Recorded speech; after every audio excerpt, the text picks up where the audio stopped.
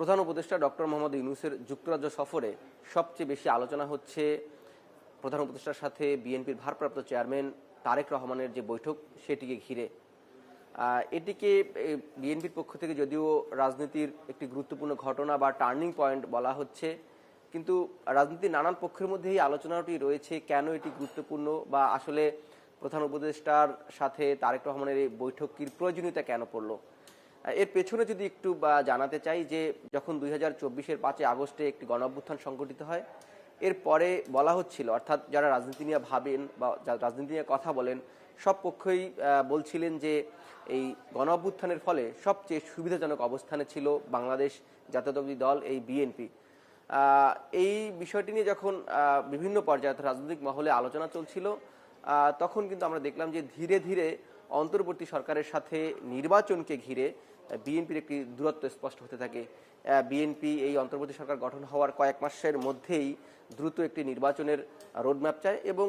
তার প্রেক্ষিতে অন্তর্বর্তী সরকারের পক্ষ থেকে জানানো হয় যে চলতি বছরের ডিসেম্বর থেকে আগামী বছরের জুন জুলাইয়ের মধ্যে সরকার একটি নির্বাচন অনুষ্ঠিত করবে, এই বিষয়টি জানানো হচ্ছিল। কিন্তু বিএনপির পক্ষ থেকে বারবার তাগাদা দেওয়া হচ্ছিল যে একটি সুনির্দিষ্ট দিনক্ষণ তারিখ উল্লেখ করে যেন সরকার নির্বাচনের রোডম্যাপ ঘোষণা করে। এবং এছাড়াও সংস্কারের যেই কথা উঠছে, অর্থাৎ অন্তর্বর্তী সরকারের যে ম্যান্ডেট বা প্রতিশ্রুত সংস্কার, তারা সেই সংস্কার নিয়েও কিন্তু সরকার এবং বিএনপির মধ্যে নানা আলোচনা হচ্ছিল। যদিও ঐকমত্য কমিশন গঠন করা হয়েছে এই সংস্কারের ঐকমত্য পৌঁছানোর জন্য, সেখানে শুধু বিএনপি নয়, জামাত, এনসিপি সহ অন্যান্য রাজনৈতিক দল অর্থাৎ যারা ফেসিবাদ বিরোধী আন্দোলনে ছিল সবার সাথে কিন্তু কমিশন বৈঠক করছে। কিন্তু যেহেতু বিএনপি একটি বড় রাজনৈতিক দল এবং মাঠে তার একটি বড় ধরনের শক্তিমত্তা রয়েছে, সেই জায়গা থেকে মৌলিক সংস্কারের যে বিষয়গুলো, অর্থাৎ ঐকমত্য কমিশনে কিন্তু প্রথম দফা একটি বৈঠক করেছে, দ্বিতীয় দফার বৈঠক অর্থাৎ এই ঈদুল আজহার আগেই প্রধান উপদেষ্টার এই দ্বিতীয় দফার বৈঠকের উদ্বোধন অনুষ্ঠান করেন। সেই জায়গাতে মূলত যে বিষয়টি সামনে আসে যে মৌলিক সংস্কার অর্থাৎ সাংবিধানিক সংস্কার, জাতীয় সাংবিধানিক কাউন্সিল গঠন যেটাকে এনসিসি বলা হচ্ছে, এবং প্রধানমন্ত্রীর মেয়াদ, প্রধানমন্ত্রী একই পদে কতবার থাকতে পারবেন, অর্থাৎ একই ব্যক্তি কতবার প্রধানমন্ত্রী হতে পারবেন, রাষ্ট্রপতি নির্বাচনের প্রক্রিয়া, বিচার বিভাগ থেকে নির্বাহী বিভাগ পৃথকীকরণ, অর্থাৎ সামগ্রিকভাবে যে মৌলিক সংস্কারের কথা হচ্ছে, সেখানে দেখা যাচ্ছে যে বিএনপি, জামায়াত, এনসিপি সহ অন্যান্য যে রাজনৈতিক দলগুলো আছে তাদের মধ্যে এখনো মতানৈক্য স্পষ্ট। কিন্তু সেই জায়গা থেকে আসলে বিএনপিকেই নানানভাবে বলা হচ্ছে, যেহেতু সে বড় দল এবং তার একটি বড় রাজনৈতিক দায়িত্ব রয়েছে, বিএনপির উপরে এটি বর্তা, এমনটি অনেকে বলার চেষ্টা করছেন। ডিজাইন, এলিগেন্স, বিউটি, সেরা পণ্য সবার জন্য জেভিকো।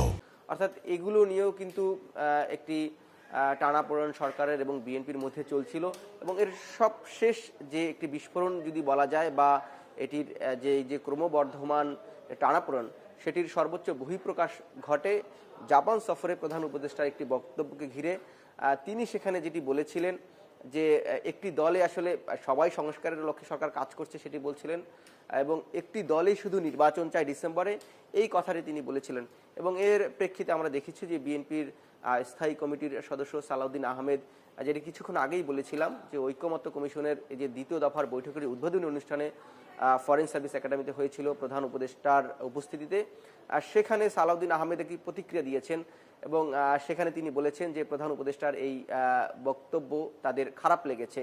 সেই বিষয়টি এনেছেন। এবং এই যে ধারাবাহিকভাবে আমরা দেখলাম যে বিএনপির সাথে নির্বাচন এবং সংস্কার ইস্যুতে সরকারের একটি দূরত্ব তৈরি হয়েছে, সেটি রাজনৈতিক মহলে যেমন বহুল চর্চিত একটা বিষয় ছিল এবং আলোচনার বিষয় ছিল। এবং সবশেষ এই ঈদুল আজহা উপলক্ষে জাতির উদ্দেশ্যে যখন প্রধান উপদেষ্টা ভাষণ দেন, তখন কিন্তু তিনি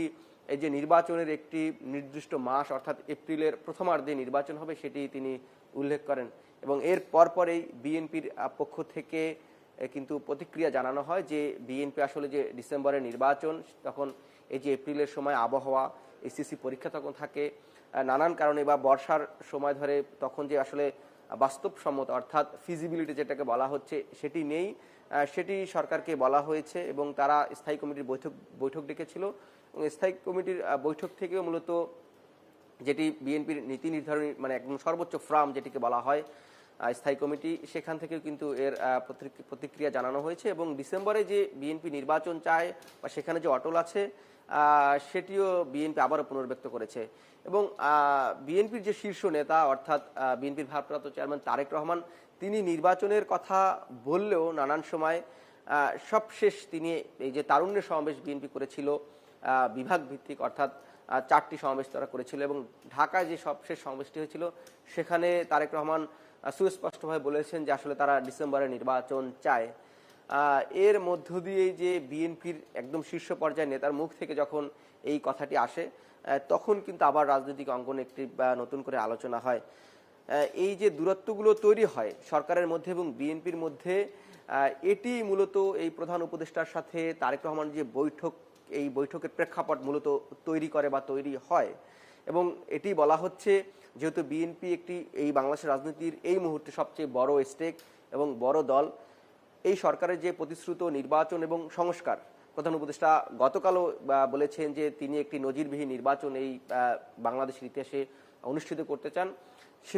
যেহেতু নজিরবিহীন অনুষ্ঠান এবং সুষ্ঠু নির্বাচন অনুষ্ঠানের কথা প্রধান উপদেষ্টা বারবার বলছেন, সেই জায়গা থেকে বিএনপির একটি সহযোগিতা সরকারের যে প্রয়োজন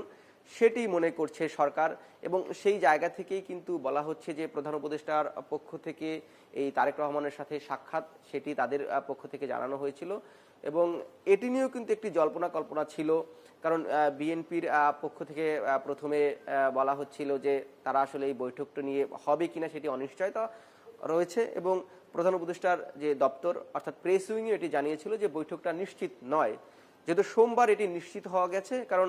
বিএনপির সোমবারে স্থায়ী কমিটির একটি বৈঠক ছিল, সেই বৈঠকে সিদ্ধান্ত হয় যে তারেক রহমানের সাথে যে বৈঠকটি সেটি অনুষ্ঠিত হবে।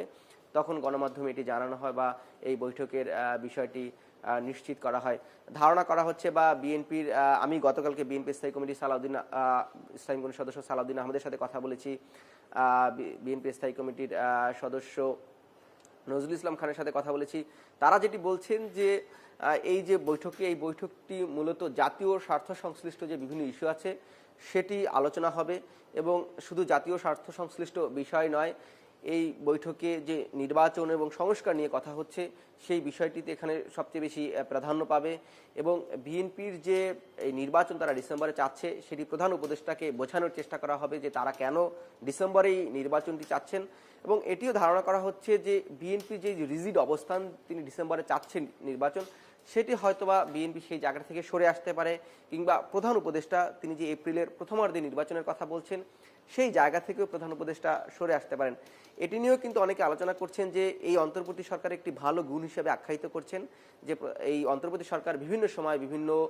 উদ্যোগ বা বিভিন্ন বিষয়ে পদক্ষেপ নিলেও তারা সেই জায়গা থেকে যখন সেটি নিয়ে সমালোচনা হয়েছে কিংবা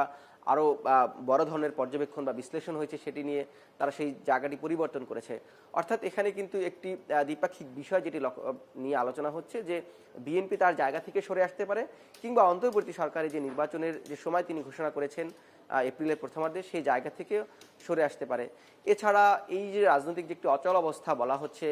এখন বিরাজমান, সেই জায়গার যে সংকট অর্থাৎ রাজনৈতিক সংকট কিছুটা কাটবে বলে অনেকে মনে করছেন। আবার কেউ কেউ এটিও বলছেন যে একটি বৈঠকেই যে সকল সমস্যার সমাধান হবে বিষয়টি এমন না, কিন্তু বর্তমান রাজনৈতিক অচল অবস্থার কিছুটা কাটবে বলে মনে করছেন। এবং এটিকে ধরেই কিন্তু আমরা দেখেছি যে সাংবাদিকদের সাথে অনানুষ্ঠানিক মতবিনিময় সভায় অর্থাৎ ঈদ পরবর্তী সময় গুলশানের চেয়ারপারসন কার্যালয়ে বিএনপির মহাসচিব মির্জা ফখরুল ইসলাম আলমগীর মতবিনিময় সভা করেছিলেন এবং সেখানে কিন্তু তিনি এটি বলেছেন যে এই তারেক রহমানের সাথে অর্থাৎ প্রধান উপদেষ্টা এবং তারেক রহমানের যে বৈঠকটি শীর্ষ পর্যায়ের, এই বৈঠক মূলত বাংলাদেশের যে রাজনীতির একটি টার্নিং পয়েন্ট হিসেবে তিনি আখ্যায়িত করেছেন এবং সকল সংকট কেটে যাবে বলে তিনি আশাবাদ ব্যক্ত করছেন।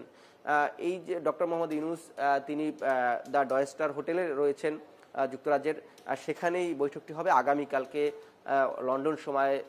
যেটি সকাল 9টা থেকে 11টা অর্থাৎ 2 ঘন্টা ব্যাপী। যদিও প্রধান উপদেষ্টার পক্ষ থেকে বলা হয়েছে যেখানে নির্দিষ্ট কোনো এজেন্ডা নেই এবং আমি যেটি বলছিলাম যে গতকালকে বিএনপির একাধিক নেতার সাথে কথা হয়েছে, তারাও বলেছেন নির্দিষ্ট কোনো এজেন্ডা না থাকলেও মূলত নির্বাচন সবচেয়ে বেশি প্রাধান্য পাবে এবং পাশাপাশি জাতীয় স্বার্থ সংশ্লিষ্ট ইস্যু সহ এই সংস্কার প্রক্রিয়ার নানান বিষয়ে এই বৈঠকে জায়গা পাবে বলে তারা মনে করছেন। এবং এটি নিয়ে বিএনপির যে স্থায়ী কমিটি আছে তারাও কিছু সুপারিশমালা বা পরামর্শ তারা দিয়েছেন সেই বৈঠকের পরেও, এটিও বলা হয়েছে। এবং এই বৈঠককে ঘিরে কিন্তু আমরা দেখেছি যে লন্ডন বিএনপির মধ্যেও এক ধরনের উচ্ছ্বাস বা তাদের মধ্যেও সেটি লক্ষ্য করা গেছে। সেখানেও এই তারেক রহমান এবং প্রধান উপদেষ্টার বৈঠককে ঘিরে সেখানে নেতাকর্মীদের মধ্যে উচ্ছ্বাস দেখা যাচ্ছে। এক ঘটনা যেটি দাঁড়িয়েছে, যেহেতু আগামীকালকে বা লন্ডন সময় 9টা থেকে 11টায় বৈঠকটি অনুষ্ঠিত হবে, এরপরে হয়তো বোঝা যাবে আসলে বৈঠকটি কতটুকু ফলপ্রসূ হয়েছে। যদিও বিএনপির পক্ষ থেকে বা অন্যান্য অনেক রাজনৈতিক বিশ্লেষক মনে করছেন যে এটি একটি ফলপ্রসূ বৈঠক হবে এবং বাংলাদেশের যে আগামী দিনের রাজনীতির গতিপথ সেটি এই বৈঠকে নির্ধারণে সহায়ক ভূমিকা হিসাবে পালন করবে। এবং আগামীকালকে হয়তো যখন বৈঠক হবে তখন আরও বিস্তারিত জানা যাবে যে তাদের যে বৈঠক সেটি ফলপ্রসূ হয়েছে কিনা। এখন পর্যন্ত এই বৈঠককে ঘিরে বাংলাদেশের রাজনৈতিক মহল বৈঠকের দিকে তাকিয়ে আছে এবং রাজনীতিবিদরা মনে করছেন যে এই বৈঠকের মধ্য দিয়ে বাংলাদেশ যে নির্বাচনকালীন একটি সংকটের মধ্য দিয়ে যাচ্ছে বা নির্বাচনী বৈতরণী পার হওয়ার জন্য যত ধরনের সংকট আছে সেই সংকট উত্তরণ মূলত এই বৈঠকের মধ্য দিয়ে সম্ভব হবে বলে মনে করছে।